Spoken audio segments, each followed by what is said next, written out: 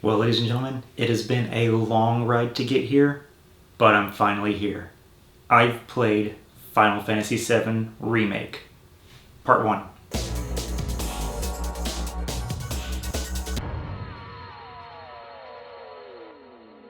I haven't played it all the way through yet, though, so just take that in mind. I have clocked in about 20 hours, so if other people's gameplay times add up, then I should be about halfway through. And I've got to say, I've got mostly positive things to say about it. I mean, I really, really enjoy this game. I played the original when I was a teenager, and this just brings back so many memories. So, because I love this game, I think I'm going to start off with the things that I didn't like, the negatives. And some of these I'm nitpicking a bit. But here we go. So, the first thing I'm going to talk about is Sephiroth. Okay, anyway. I haven't seen where this is going yet. I'm really curious to see how the first part ends and where exactly it ends as far as the whole story goes. Knowing the original and how Sephiroth was introduced, it was just incredible. And then seeing how Sephiroth is introduced in this one, well, by the way, this is spoiler-free, so I'm not going to go too into detail about specific storylines, and this is stuff that happens in like the first couple of chapters, so not really big plot developments here.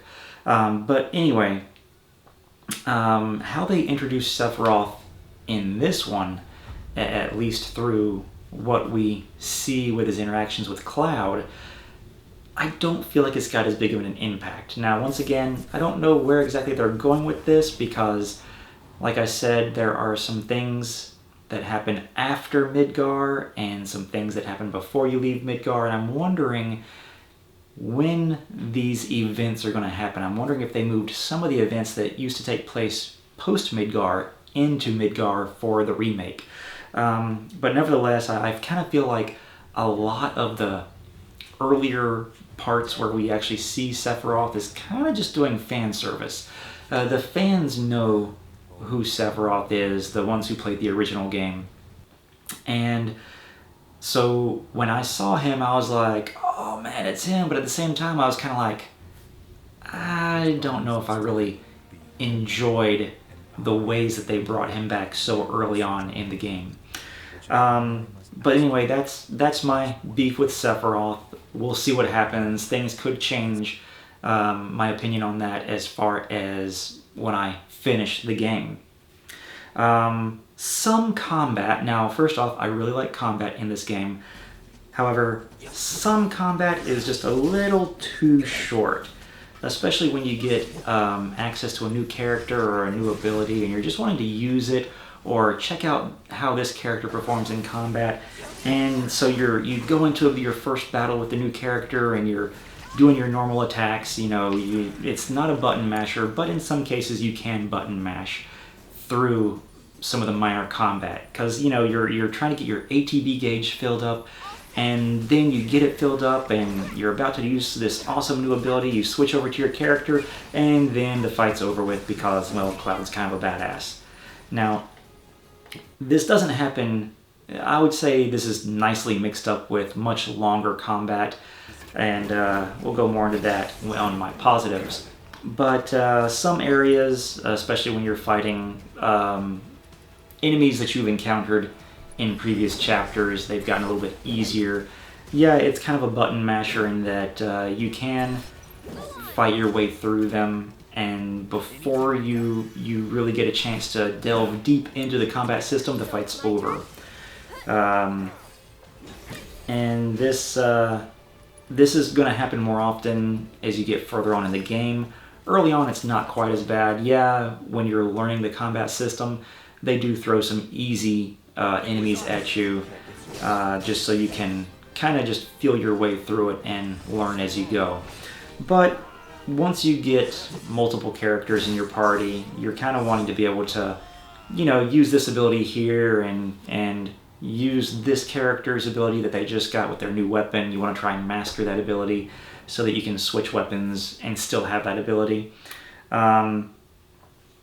But like I said, you're going to get opportunities to do this, especially when you encounter new enemies and especially boss battles. So some combat is too short, and that combat in particular can be button mashy, and you're not going to get too much of a penalty for button mashing your way through it.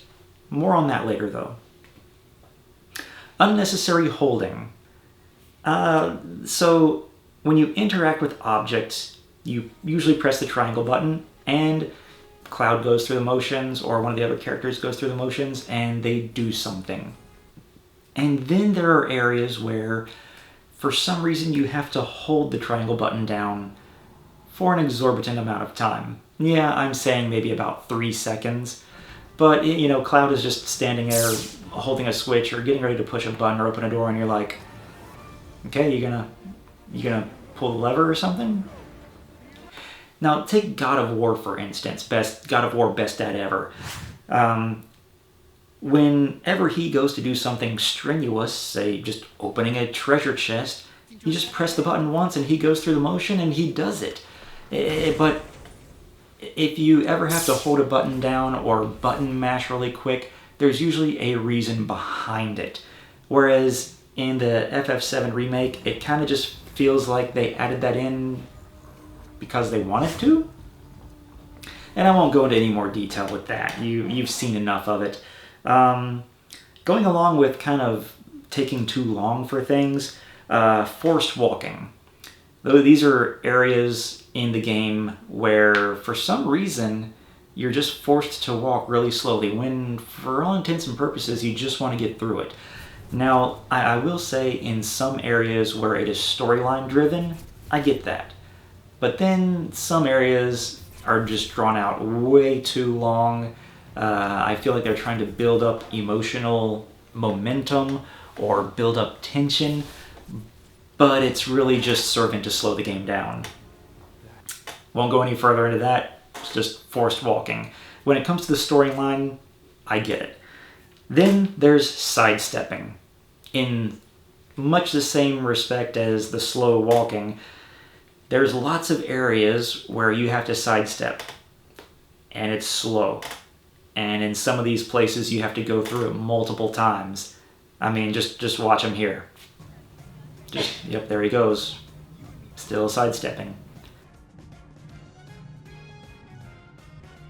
Still going. Okay, finally you made it. And there's even areas where he sidesteps, and I'm thinking to myself, you've got room to walk there. Like, you could just, kind of just scrunch up your shoulders and just walk through it. Just go faster. I wish I could run. You can run up ladders. You can slide down ladders. Why can't I go faster through these sidestep areas? Let's sidestep into side quests. Sorry, my chair's squeaking. I'll try to stop moving. Sidestepping into side quests. There are a lot of enjoyable side quests, and I do enjoy some of the storytelling that it does. Absolutely. You're going to meet some of these characters, these new characters, and these nameless characters, but they feel real. Nevertheless, it's got this go back to the same place syndrome, where you're in this area and you've got 5 different quests, and you go to this area and you do a quest, and then you go back, and then someone says, hey, I also need you to do something. It's back in that same place that you just came from. Could you go back to that exact same place and then do this one thing for me, and then I'll reward you? Okay, I kind of feel like they did this a little bit for time filler. It just gets kind of frustrating. It's like, I was just there. Couldn't I have had both of these quests at the same time and completed both of them in maybe slightly different areas? Now, on a positive side, one thing I really do like is when you do complete a quest, or when you seem to have completed a quest, it gives you the option to fast travel back to the quest giver. I like that. I'm really glad they did that, because in some cases, yeah, I do just want to go back because I've explored this area before, But in other cases, I can just click no and then just continue to wander around this beautiful place, just trying to find treasure boxes and Shinra crates. Can't get enough of them Shinra crates. Every time I see crates, gotta smash them. And my last bit of beef is the Sprawling Maps. Now this is only in some areas. Some areas feel like they made them a little bit bigger than they needed to be. If they just had more perhaps enemy encounters or more storyline driven things to do in these areas, their big sprawlingness wouldn't seem so bad. But that's it. Some of the areas I feel like they made bigger just to, well, make them bigger. But that's it for all the negatives, and like I said, some of that is nitpicking. You're gonna feel like you overlook it once you get to all the things that you're gonna love about this game and that I love about this game. So here we go. Hey man, check it out. This song's pretty sweet, ain't it? You like it? You feeling it? Have a copy. Let's go ahead and get this out of the way. The music in this game is fantastic.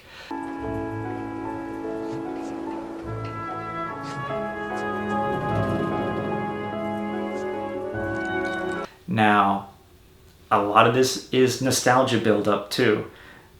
When I played the original game and I play this remake and I hear the same music, just updated versions of it that I heard way back when I was a teenager, oh my gosh, it makes me feel that young again. It reminds me of how I felt when I was first playing it on the PlayStation 1 with its revolutionary graphics and just amazing brand new gameplay.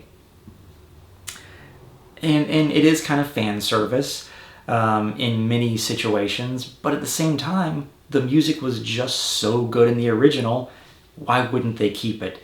And they have updated it to be dynamic so that as things change, or maybe as you're going through combat, the music tempo changes, or even if you're just walking from one end of a location to the other, depending on the area that you're in, the music, while it's still the same, might change instruments or might become a little bit more playful or a little bit more serious. Right.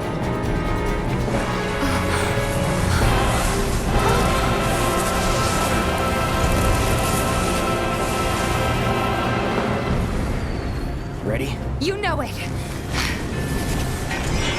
I mean, let's just talk about Those Who Fight Further.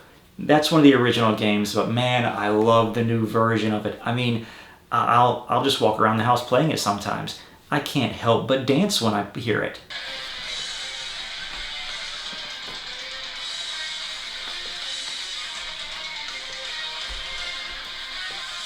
Footage not available until the end of this video.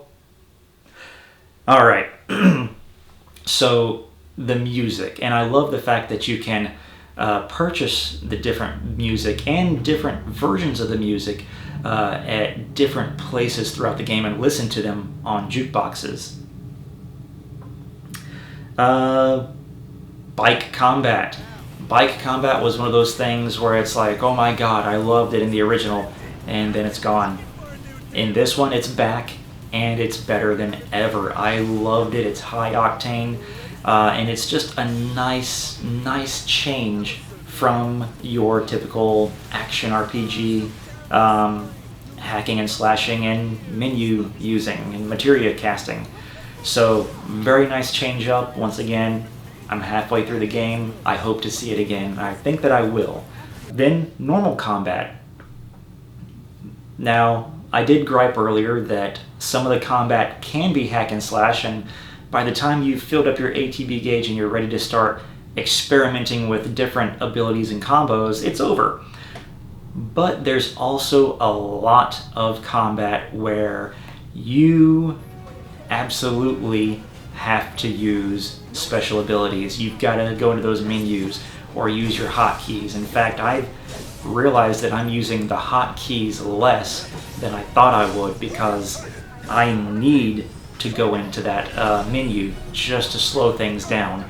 combat can happen so rapidly that you can quickly lose control of the situation, and just slowing down in that menu and just watching everyone in slow motion, seeing sparks flying everywhere.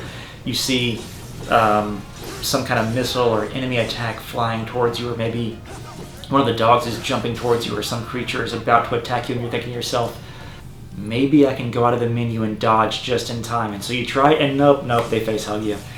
And it's just, oh man, it just builds up the tension. But at the same time, it's just so great to go into those menus to slow things down a little bit and say, okay, I can take a breather, I can think about my next move and then do it. And now when you go into the menu, time slows down a lot, but it's still going. So you can't just go into a menu and go grab a glass of water or go to the bathroom or something. You've got to think about it. Boss fights and other certain fights are puzzling.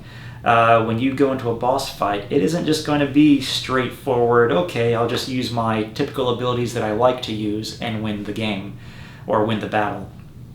Each boss fight is a puzzle all its own, and you're going to have to figure out the weaknesses of this boss, and it's dynamic in that the boss is going to change its tactics as it takes on damage and as the fight goes on. The combat arena that you happen to be in could also change from moment to moment. Areas may become accessible. Certain obstacles may come in your way. Certain obstacles may come in that you kind of want there, so you can like hide and heal yourself. And then different enemy combinations. So when you're out there fighting the regular enemies, which, by the way, if you just try to hack and slash through them, you might make it, but you're probably going to have to heal a lot, or you're going to be hurting by the end of it. So it is absolutely important to use your special abilities and figure out which of these enemies should I kill first. Okay, I haven't encountered this combination of enemies, so how am I going to be able to use each of their strengths and weaknesses to my advantage? Some enemies are really good at blocking physical attacks, and so you might want to focus on the other enemies to build your ATB gauge so that you can use special abilities on them, so on and so forth. Also, do I have the right materia equipped? I can't tell you how many times where I will encounter a few enemies and then redo all of my materia so that all of my characters have what I think is going to be really good to make it through the entire section, or that entire level, so to speak. And then I'll encounter another enemy and I'm like, oh, I am so ill prepared for this. Okay, I'm gonna have to really stick this one out. I'm gonna take some damage, I'm gonna have to heal myself. But then after that, oh crap, I forgot again. No, because I just wanted to keep going because I like the game so much. There are puzzles outside of combat too, where I like them in that they're a little thinky. You have to think about what you're doing, but they're not so challenging that you're going to have to go to GameFAQs or something to figure out how to get through it. I liken it to, once again, God of War Best Dad Ever, in that you can figure out through trial and error each of these puzzles in order to get through, and maybe some of these puzzles aren't necessary to make it through to the next part of the story. Maybe they're just to get that piece of glowing materia up there that you can see, and you're like, must-havesies. So definitely love that aspect of it. And once again, in some of these cases, these new areas becoming much more expanded and sprawling is actually okay. I'll say once you get to the train graveyard, I love it. I love how big the train graveyard has become. The vibrant city. Now, I'm not going to say it's vibrant in that it's colorful. I mean, we are talking about a diesel punk kind of game. By the way, Final Fantasy VII is diesel punk. It is not steampunk. I mean, just look at the rusted metal and the kind of circa World Wars era art style and technology that they have. But then sometimes it kind of bleeds over into cyberpunk in that, hey, here's these old World War I style tanks, and then somebody pops out this amazing cell phone kind of deal with this awesome touchscreen and they do some stuff. And then you go into one of the slums buildings and somebody's watching a video on a CRTV, on an old cathode ray TV. So very much diesel punk with some elements of cyberpunk in it. But either way, even compared to the original and compared to all other Final Fantasies that I have ever played, this place feels alive. It feels like there are real people living here. I mean, they gave unique dialogue to almost every single NPC that you're going to walk by. Some of them have conversations. Now, in some occasions, it might get a little annoying because if you have to pass by an area multiple times, some of them only have one thing to say and you're going to hear it every time.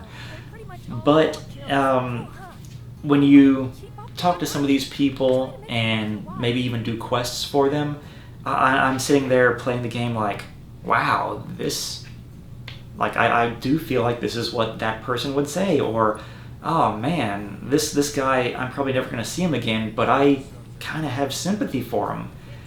Because maybe he reminds me of somebody I know, but regardless, they feel alive. And I feel like this is the most well thought out Final Fantasy that Square Enix has ever made, because of the environment that they have created. Then adding to that, the new characters. They're a part of this vibrant environment too.